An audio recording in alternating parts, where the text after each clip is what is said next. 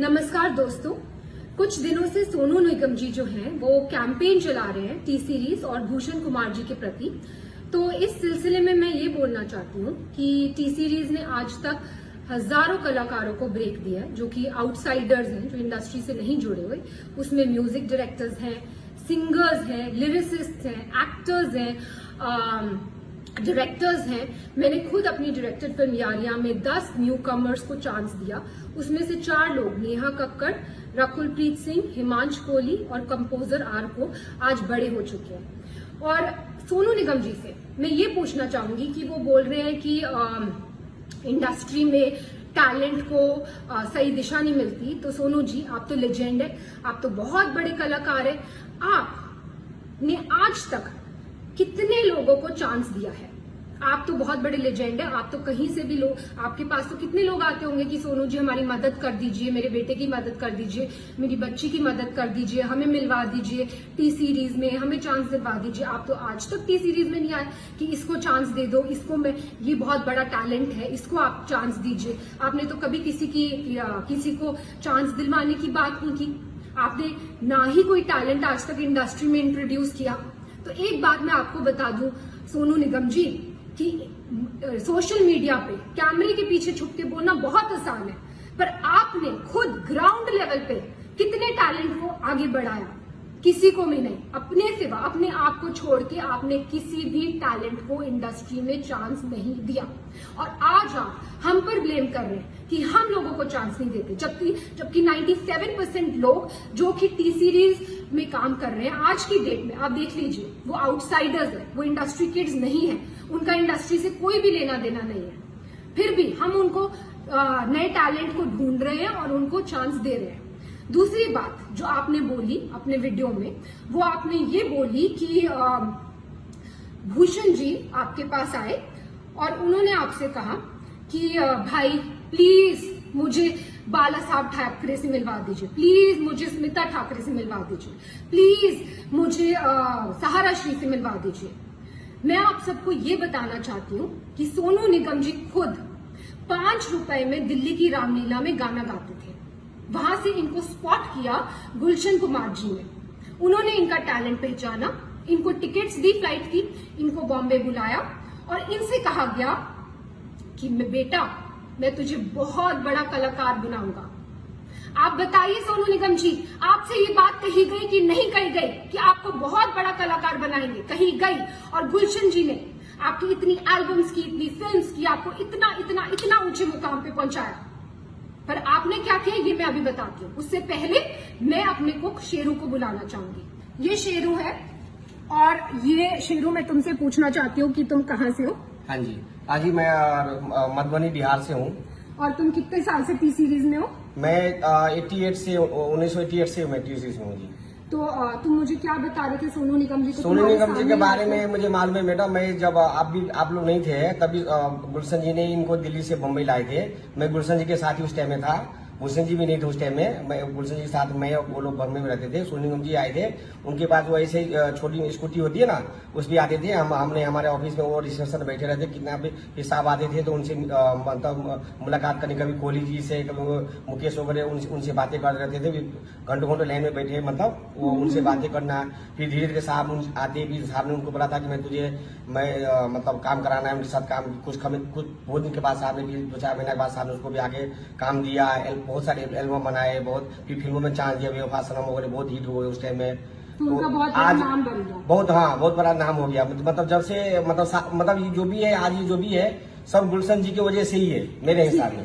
हाँ जी। सोनू जी, आप जानते होंगे ये हमारे घर के कुक है और 88 से ये हमारे घर में। एनीवेज, अब मैं ये बताना चाहती हूँ कि 1998 में जब टी सीरीज की फैमिली के साथ ये हादसा हुआ था और गुलशन कुमार जी को खत्म कर दिया गया था, तब सोनू निगम जी ने क्या किया? तो सोनू निगम ने सोचा कि अब तो टी सीरीज का क्या होगा, टी सीरीज का तो कोई करता धरता है नहीं। ननू यानी कि भूषण कुमार, जो कि गुलशन कुमार जी के बेटे हैं, वो तो सिर्फ 18 साल के हैं, उनको तो कुछ आता धोता है नहीं। वो तो खुद ही मेरे पास आके हेल्प कर रहे हैं, मांग रहे हैं कि भाई मुझे इससे मिलवा दो, मुझे इससे मिलवा दो। वो तो किसी को इंडस्ट्री में जानते नहीं है।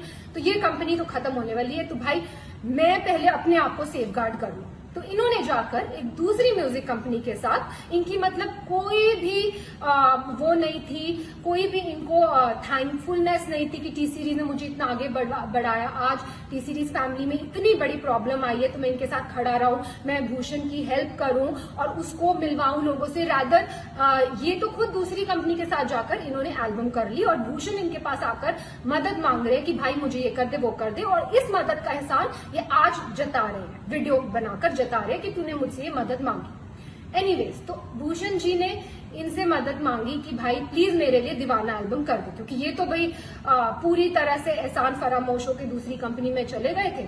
और इन्होंने जब अब इन्होंने एटीट्यूड दिखाया कि वो मेरे सामने आए, मुझसे मदद मांगे, और मदद इन्होंने करी भी और उसका भी एहसान जता रहे, इन्होंने दीवाना एल्बम करी। ठीक है, फिर उसके बाद इन्होंने जो वीडियो में दूसरी बात कही वो ये कही है कि भूषण जी ने इनसे मदद मांगी कि भाई मुझे अब्बू सलीम से बचा ले।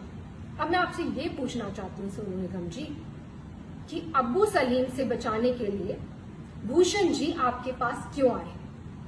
प्लीज इस बात पे तहकीकात की जाए। क्या सोनू जी के रिश्ते थे अब्बू सलीम से? डेफिनेटली थे, तभी तो वो उनके पास मदद मांगने आए, और इन्होंने खुद अपने वीडियो में बोला है कि वो उनके पास मदद मांगने आए। नेक्स्ट चीज जो मैं ये बोलना चाहती हूँ कि सोनू जी ने बोला है कि भूषण जी पे एक लड़की ने आरोप लगाया मीटू का, और उसके बाद वो आरोप वापस ले लिया गया और भूषण जी ने माफिया की चाल चली, पर मीडिया को सब पता है, मतलब भूषण जी मीटू रेपिस्ट है, लेकिन ये बात माफिया ने दबा ली। अब मैं आपको ये बताना चाहती हूँ सोनू जी कि मीटू एक बहुत ही अच्छी मूवमेंट थी जो स्टार्ट की गई इसलिए ताकि सोसाइटी में जो ऐसे लोग हैं, जो बुरे लोग हैं, उनका सफाया हो सके। पर इस मूवमेंट का बहुत सारे ऐसे लोगों ने फायदा उठाया, पैसे ऐंठने के लिए, ब्लैकमेल करने के लिए, किसी को किसी से वेंजेंस है तो किसी लड़की के कंधे पे बंदूक रख के चलाने के लिए, और ऐसे ही हमें बहुत सारी ब्लैकमेलिंग कॉल्स आई मीटू के टाइम पर।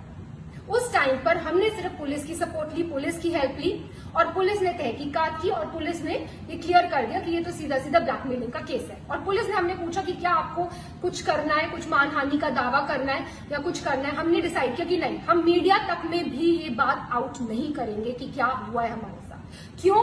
क्योंकि हम खुद किसी लड़की को डाउन क्यों करें, हम किसी लड़की को क्यों उसको इस तरह भरे बाजार में उसकी इज्जत उतारें। लेकिन उसका ऐसे बहुत सारे केसेस आए हमारे पास, और उसका फायदा आप जैसे लोग उठाते। और कई लड़कियों ने एडमिट भी किया कि कई लोगों ने जो सच्चे दुश्मन है इंडस्ट्री में, उन्होंने वो पीछे थे इस मिली भगत के, लेकिन देखिए आप आज भी इसका फायदा उठा रहे।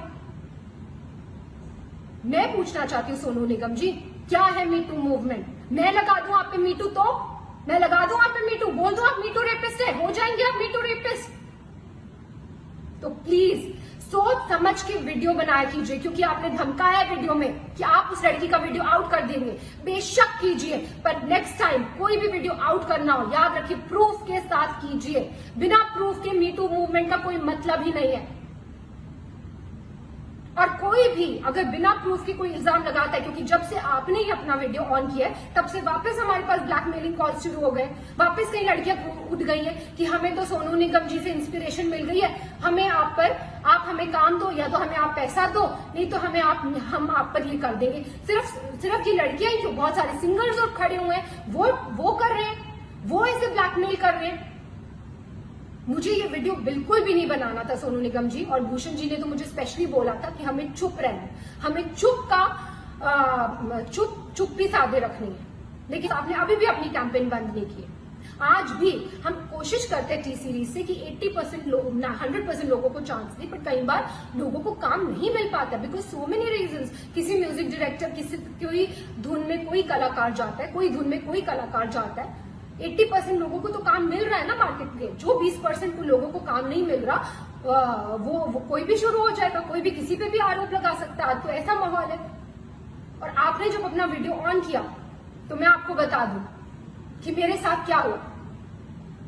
मेरे हस्बैंड के against death threats, social media पे डेथ थ्रेट्स, मेरे लिए रेप थ्रेट्स, और मेरे बच्चे के लिए थ्रेट्स। मैं क्यों सहूं ये सब, मैं क्यों सहूं अपने बच्चे के लिए थ्रेट्स? और अभी भी आपकी कैंपेन बंद नहीं हुई है, अभी भी आपकी कैंपेन जारी है। आप इतने सारे सिंगर्स को अभी भी इकट्ठा कर रहे हैं और उनको एक गठबंधन बना रहे हैं और उनको बहका कर जिनको काम नहीं मिल रहा फॉर वट एवर रीजन, उनको काम इस बात में लगा रहे हैं, इस पब्लिसिटी लेने के ये मुद्दे में लगा रहे हैं कि उनके आपके साथ मिल जाए और टी सीरीज को हम कैसे खत्म कर दें, भूषण कुमार को हम कैसे खत्म कर दें। एक बात मैं आपसे कहना चाहूंगी सोनू निगम जी, आप किस टाइप की हैं ये तो आपकी बीवी ने क्लियर कर दिया था। उन्होंने खुद आप पे, आपको याद है, आपकी बीवी ने खुद आप पे इल्जाम लगाए हैं। प्लीज याद कीजिए उन इल्जामों को, आपने पब्लिकली जो आपकी बीवी ने आप पे इल्जाम लगाए थे और फिर आप दूसरों पे इल्जाम लगाइए। और मैं बिल्कुल, जैसे कि मैंने कहा, मैं बिल्कुल इस हक में नहीं थी कि मैं ये वीडियो बनाऊं, लेकिन इतनी मैं कश्मकश में हूं, क्या करूं, बनाऊं ना बनाऊं, ये सच्चाई लाऊं कि नहीं लाऊं। फिर मुझे फाइनली गीता से मुझे मेरा आंसर मिला। गीता में जब अर्जुन भगवान कृष्ण से पूछते हैं कि मुझे ये युद्ध नहीं लड़ना है, ये युद्ध लड़के किसका फायदा होगा, तो भगवान कृष्ण अर्जुन को समझाते हैं कि एक योद्धा के लिए धर्म से बढ़कर युद्ध लड़ने के अलावा और कोई बड़ी चीज नहीं है। अगर तुम युद्ध नहीं लड़ोगे तो तुम अपना यश गवाओगे, तुम्हारा अपयश होगा, संसार में लोग तुम्हारे अपयश की चर्चा करेंगे और तुम्हारे दुश्मन हर तरह के कटु वचन बोलकर तुम्हारा वर्णन करेंगे। और वही हो रहा है, सब लोग कटु वचन बोल रहे हैं, सारी दुनिया। जैसे कि मैंने बोला, मुझे रेप थ्रेट्स आ रहे। तो मैं ये कहना चाहूंगी कि जितने भी आप सिंगर्स को, म्यूजिक डायरेक्टर्स को, जिनके पास आज कोई काम नहीं है, उनको आप भड़का रहे हैं, उनको भड़काना बंद कीजिए, क्योंकि अदरवाइज रणभूमि ओपन है। किसी को भी पब्लिसिटी के लिए इस रणभूमि में आना है, युद्ध ऑन है।